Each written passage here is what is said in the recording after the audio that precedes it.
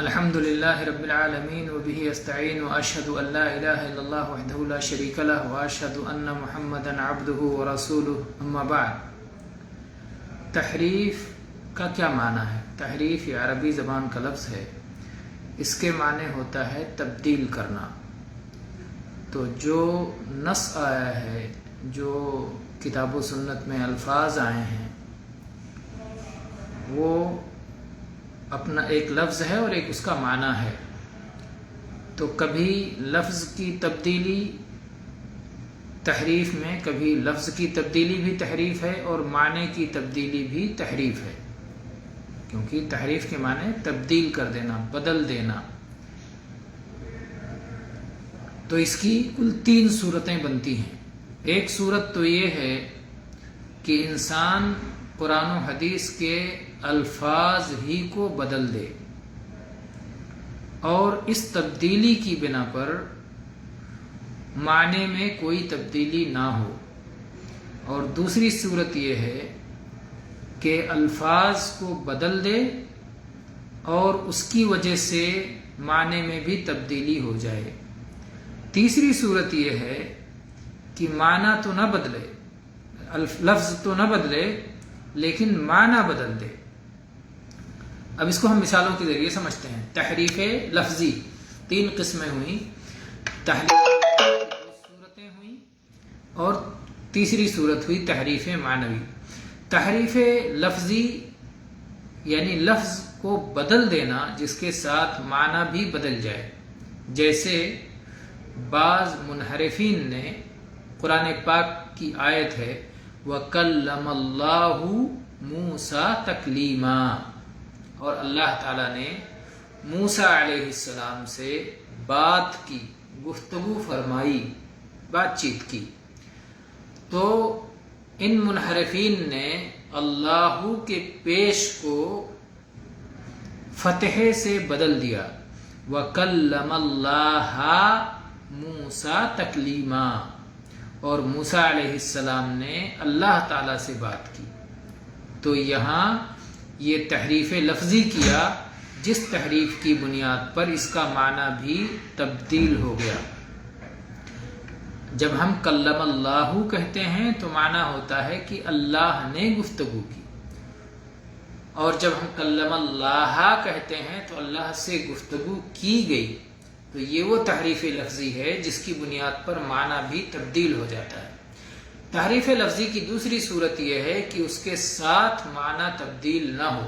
تبدیلی تو ہو جائے الفاظ میں یا حرکتوں میں، اعراب میں، زیر زبر پیش میں، لیکن معنی نہ تبدیل ہو. جیسے الحمد للہ رب العالمین، یہ آیت کے پڑھنے کا صحیح طریقہ ہے. لیکن ایک شخص کہتا ہے الحمد للہ رب العالمین، الحمدو کے بجائے الحمدہ پڑھ دیتا ہے.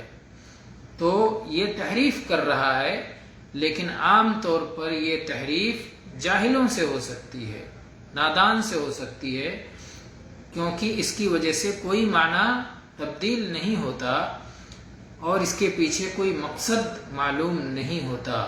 لیکن جو گزشتہ تحریف ذکر کی گئی کلم اللہ میں، تو اس کے پیچھے مقصد بھی معلوم ہوتا ہے اور معنی بھی تبدیل ہو جاتا ہے. تو تحریف کی 2 قسمیں ہوئیں تحریف لفظی کی. ایک وہ تحریف جس سے معنی تبدیل ہو جائے، اور ایک وہ تحریف جس میں معنی تبدیل نہ ہو.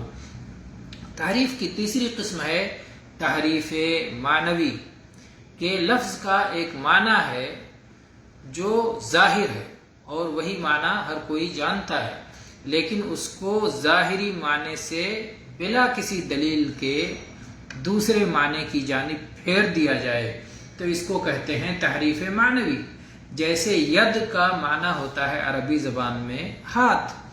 جب کہا جائے ید اللہ، اللہ کا ہاتھ، تو پھر اسے کوئی کہے کہ یہاں ہاتھ مراد نہیں ہے بلکہ یہاں اللہ کی قوت یا نعمت مراد ہے، تو اس نے اصل معنی سے پھیر دیا، اور اس پھیرنے کی اس کے پاس کوئی دلیل نہیں، اس لیے اس نے تحریف معنوی کا ارتکاب کیا. ایسے ہی استوا الرحمن علی العرش استوا، استوا کے معنی ہوتا ہے بلند ہونا، چڑھنا، اوپر جانا. اس معنی کو پھیر کر کے اگر کوئی کہے غالب ہونا تو اس نے لفظ کو اس کے ظاہر سے پھیر دیا، تحریف معنوی کا ارتکاب کیا۔ ایسے ہی جب آئے ضحک ربنا، ہمارا رب ہنسا، تو کوئی ہنسنے کا ہے کہ ہنسنے کا معنی ہوتا ہے ثواب دینا، انعام دینا، تو پھر اس سے کہا جائے گا کہ تم نے لفظ کو اس کے ظاہر سے پھیر دیا، تحریف معنوی کا ارتکاب کیا۔ تو بہت سارے منحرفین اور گمراہ فرقے اس تحریف کا ارتکاب کرتے ہیں، اور یہ تحریف قرآن پاک کی اس آیت کے معنی میں داخل ہے جس میں اللہ تعالیٰ نے فرمایا وَذَرُوا الَّذِينَ يُلْحِدُونَ فِي أَسْمَائِهِ، ان لوگوں کو چھوڑ دو جو اللہ کے ناموں میں الحاد کرتے ہیں۔ تو یہ تحریف بھی الحاد کی ایک صورت ہے جو کہ نادرست ہے، صحیح نہیں ہے۔